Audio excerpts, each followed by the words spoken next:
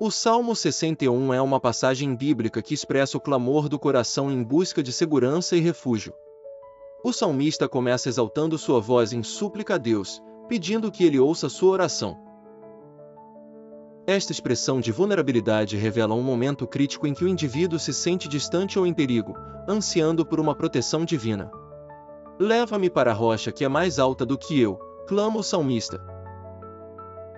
Esta metáfora é uma poderosa imagem de busca por elevação espiritual e segurança. A rocha representa estabilidade, resistência e proteção, qualidades que a própria natureza humana não pode sempre proporcionar.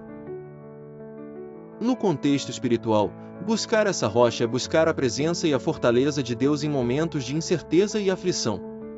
À medida que o salmo progride, a confiança do salmista em Deus é evidente. Ele reconhece que Deus foi um refúgio e uma torre forte contra o inimigo no passado, e isso fortalece sua fé e gratidão. O salmista deseja habitar na tenda de Deus para sempre, abrigar-se sob suas asas. Simbolizando uma intimidade contínua com o divino, a linguagem e o ritmo do salmo conferem ao leitor ou ouvinte um senso de paz e esperança. É uma recordação poderosa de que, em meio às tempestades da vida, existe uma força constante e segura que nos eleva acima de nossas circunstâncias. Em suma, o Salmo 61 é mais do que um simples pedido de ajuda. É uma expressão de confiança e devoção, uma lembrança de que existe um refúgio seguro na fé. É uma tradição que enxerga Deus como um consolo eterno. Esse texto ressoa em muitos corações que buscam um amparo que transcende o terreno, socorrendo a alma através do inabalável poder de uma rocha mais alta.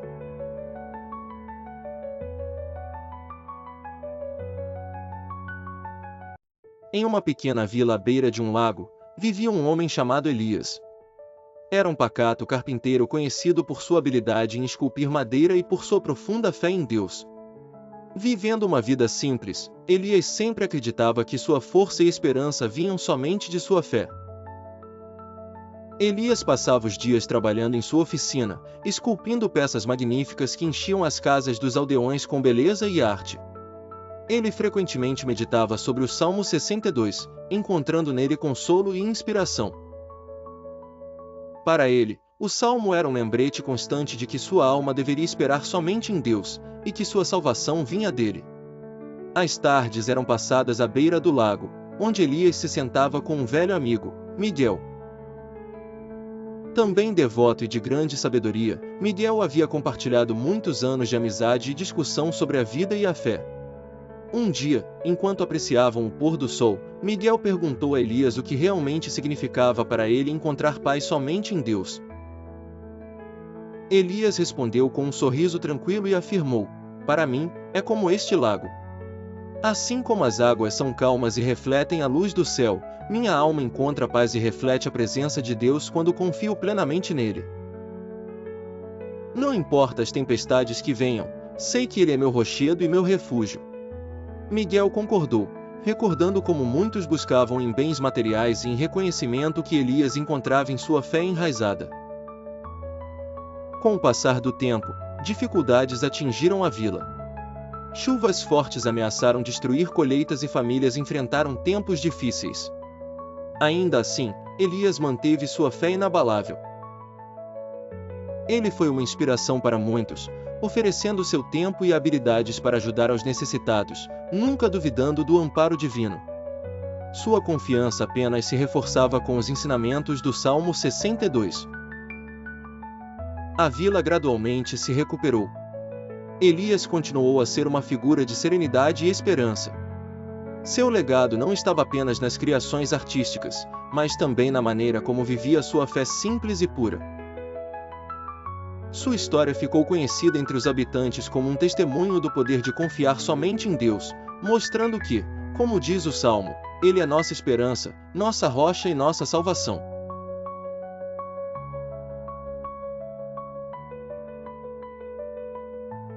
No ermo silencioso do deserto da Judéia, Davi busca o refúgio da presença divina.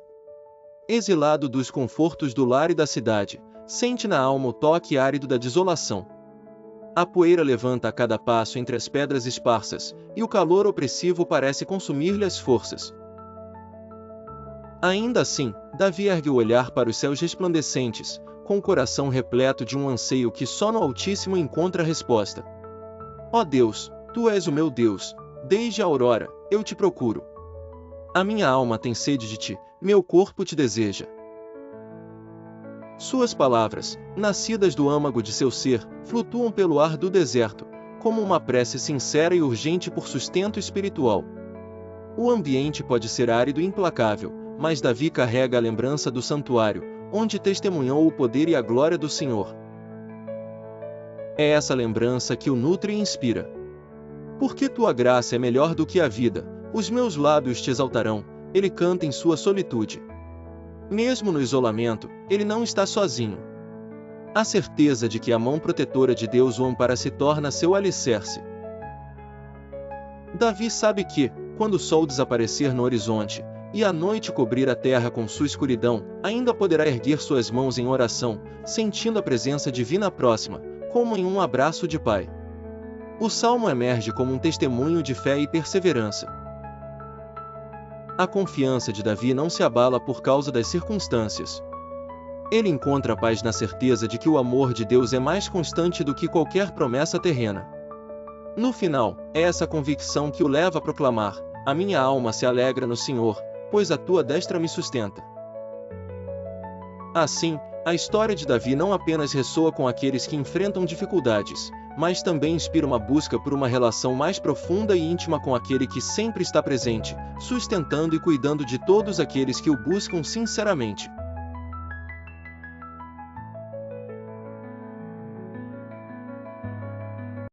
Na floresta antiga, onde o canto dos pássaros era interrompido apenas pelo som das folhas balançando ao vento, viviam criaturas singulares, que tinham como característica mais peculiar a habilidade de aprender a linguagem humana. Essa habilidade, no entanto, trouxe tanto benefícios quanto malefícios. No centro dessa floresta, havia uma aldeia onde humanos e criaturas conviviam em relativa harmonia. Havia, porém, um grupo entre eles conhecido como os murmuradores. Este grupo se deleitava em espalhar calúnias e intrigas, aproveitando-se de sua habilidade especial de comunicação para manipular informações. Entre as criaturas, um corvo chamado Cael foi o mais afetado. Ele era conhecido por sua inteligência aguçada, porém, frequentemente se via no centro de falsos rumores, todos iniciados pelos murmuradores. Sentindo-se prejudicado e isolado, Cael decidiu que deveria encontrar uma forma de combater aquelas inverdades. Cael se encontrou com um sábio da tribo, um velho tatu que passará a vida observando as artimanhas e artifícios dos murmuradores. O tatu ensinou a Cael que a palavra é como uma semente, ela pode crescer tanto para o bem quanto para o mal. O sábio explicou que os próprios murmuradores acabariam por cair em suas armadilhas de palavras. Com o conselho do tatu em mente, Cael arquitetou um plano. Ele começou a repetir para os murmuradores que havia descoberto um novo segredo fabuloso sobre um tesouro escondido na floresta. A informação era suficiente para atiçar a curiosidade insaciável do grupo, que rapidamente começou a espalhar o rumor. Assim que os murmuradores iniciaram sua busca pelo tesouro inexistente, suas próprias histórias retorcidas começaram a se contradizer. Em breve, ninguém mais acreditava neles e os murmuradores provaram do próprio veneno, isolando-se por suas próprias mentiras. Cael, então, aprendeu que muitas vezes, a melhor maneira de combater palavras maliciosas é deixá-las se transformar em armadilhas para aqueles que as proferem. Depois daquele dia, a aldeia voltou a viver em paz, e Cael, mais sábio, soube que a verdade sempre prevalece, não importa quanto tempo demore. A própria língua se voltaria contra eles, como um eco incessante de suas enganações. E assim, cada som no vento era uma lembrança de que a verdade é uma força que não pode ser contida por mentiras.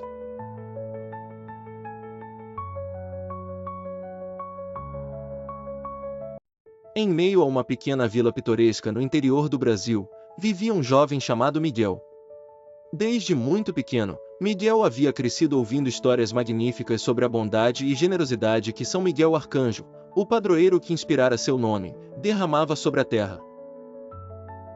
No entanto, naquela mesma vila, o ano estava terminando sem indícios de colheitas abundantes.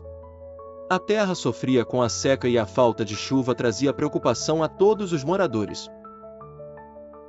Certa manhã, enquanto caminhava por um campo ressequido, Miguel se lembrava das histórias que seu avô lhe contava sobre os tempos de fartura e abundância quando as bênçãos dos céus cobriam a vila.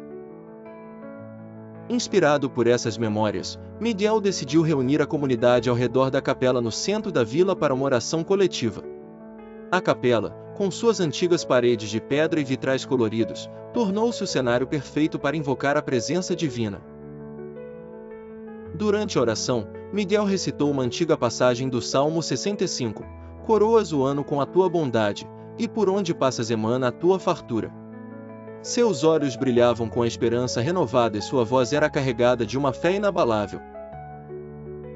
Os moradores, de mãos dadas, sentiram uma calma envolver o ambiente, como se as palavras de Miguel tivessem feito ecoar uma promessa esquecida.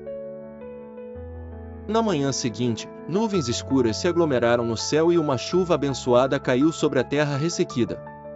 Era como se cada gota trouxesse consigo a bondade e fartura mencionadas nas preces de Miguel.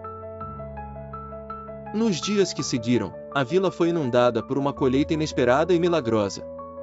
Os campos floresceram com grãos dourados, as árvores se cobriram de frutos maduros e o rio, que antes corria seco, enchia-se novamente. A comunidade celebrava, não apenas pela provisão física, mas pelo ato de fé que os unira em oração. Miguel tornou-se uma inspiração para toda a vila, lembrando a todos que mesmo em tempos de dificuldades, a fé e a união podem trazer bênçãos imensuráveis. E assim, eles coroaram um ano com gratidão, certos de que a bondade sempre encontraria seu caminho até eles, assim como prometido no Salmo antigo.